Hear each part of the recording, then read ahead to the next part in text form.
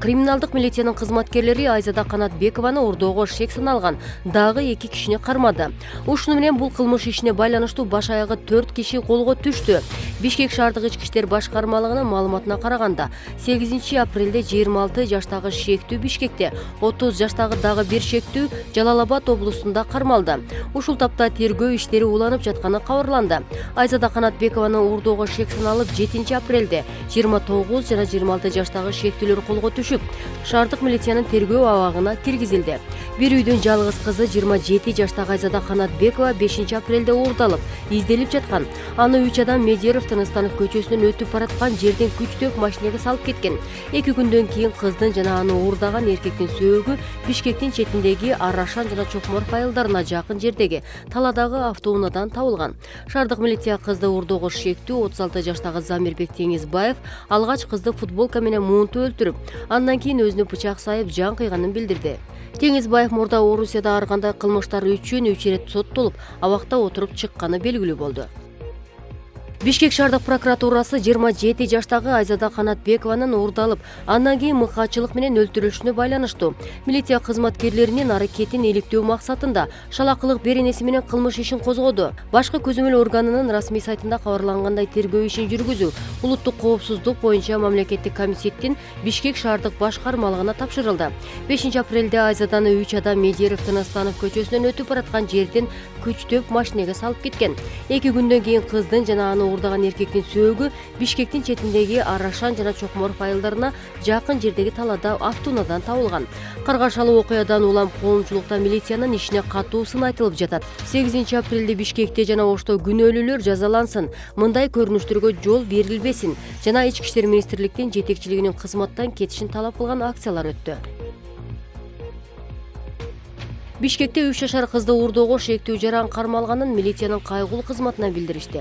Маалыматка ылайык 8 апрелде болжол менен саат 13:36 чамасында 102 кызматына Горький жана Кулатов көчөлөрүнүн кесилишинен кичинекей кыздын уурдалышы тууралуу маалымат келип түшкөн. Айтылган дарекке милициянын кайгылуу кызматкерлери жөнөтүлгөн. Окуя болгон жерде 33 жаштагы аял жарандык некедеги жолдошу 3 жаштагы кызын унаага салып уурдап кеткенин айткан. Чакыруу менен келген милициянын кайгылуу кызматкерлери ыкчам издөө иш-чараларын жүргүзүп, кылмышка шектүү катары 39 жаштагы жаранды кармашкан. Шектүү Октябрь райондук милициясынын тергөө кызматына өткөрүлүп берилди. Жогорку кеңештин экс-депутаты Равшан Жээнбеков Бишкек шаардык сотунун судьясы карындашы Мира Жээнбековага козголгон кылмыш ишин Next TV телеканалынын ишмердигине байланыштырды. Мага 2-3 айдан бери тегинт минт чыгарба деген ар кандай сигналдар берилип жаткан. Мен телевидениенин ишине кийлигишпейм да. Канал өз алдынча иштейт. Телеканалга ар тараптуу маалыматтар чыгып жатат. Эми ошого чыдабай айласы кетип, мага басым кылып жатышат.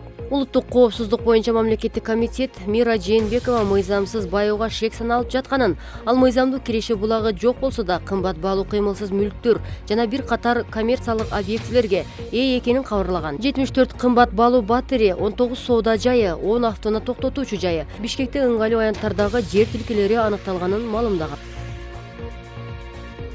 Жергиликтүү кеңештин депутаттарын шайлоонун үгүт өнөктүгүнө Борбордук шайлоо комиссиясы шайлоого катышып жаткан партиялардын 3 талапкерин саясий жарыштан четтетип, мыйзам бузганы үчүн 18 партияга эскертүү берди. Бул тууралуу Борбордук шайлоо комиссиясынын төрагасынын орун басары Абдыжапар Бегматов Жогорку кеңештин 8 апрелдеги жыйынында айтты. Анын сөзүнө караганда шайлоодогу мыйзам бузуулардын көбү добуш сатып алуу жана административдик ресурсту колдонууга туура келет. Шайлоочулардын укуктарын бузуу боюнча 4, шайлоочулардын добушун сатып алууга аракет кылуу боюнча 27, административдик ресурсту колдонууга байланыштуу 13 кайрылуу түшкөн. Шайлоочуларды коркутуу боюнча 1, шайлоо алдында үгүт иштерин жүргүзүүнүн эрежелерин бузуу тууралуу 29, документ жасалгалоо боюнча 2 жана шайлоо фонддорунун бузулушу боюнча 4 кайрылуу түштү. Абдыжапар Бегматов арыздар Боршайкомдун тиешелүү жумушчу топторунда каралып, чечимдер кабыл алынганын айтты. Кыргызстанда 11 апрелде жергиликтүү кеңештердин депутаттары шайлоо өтөт. Ал күнү өлкөдөгү 448 кеңештин, анын ичинде 28 шаардык жана 420 айылдык кеңештин депутаттары шайланат.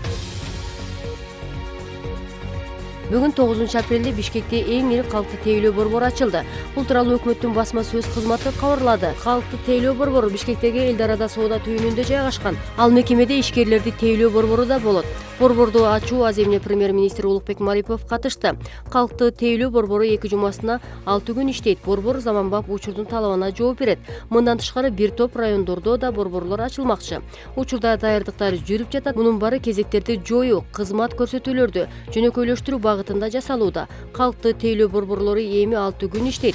Бул да болсо эл үчүн жардам болот деп ойлойм, дейт өкмөт башчы. Ал белгиленгендей өлкөнү санариптештирүү багытында жасалып жаткан иштер улантылат. Бишкек шаарында Венгрия элчилигинин ишмердүүлүгү кеңейип, жакынкы мезгилде Европанын бир катар өлкөлөрүнө визалар бериле баштайт. Бул тууралуу Венгриянын тышкы иштер жана соода министри Петер Сиярто президент Садыр Жапаров менен болгон жолугушуусунда билдирди. Петер Сиярто Венгриянын Кыргызстан менен стратегиялык мамилелеринин жогорку деңгээлин кармоо үчүн бардык күч аракетин жумшай тургандыгын белгиледи. Мындан сырткары министр эки өлкөнүн тышкы иштер боюнча ведомстволорунун жетекчилеринин деңгээлинде Бишкек, Будапешт, түз аба каттамдарын ачуу маселеси чигердүү иштелип жатканын кошумчалады.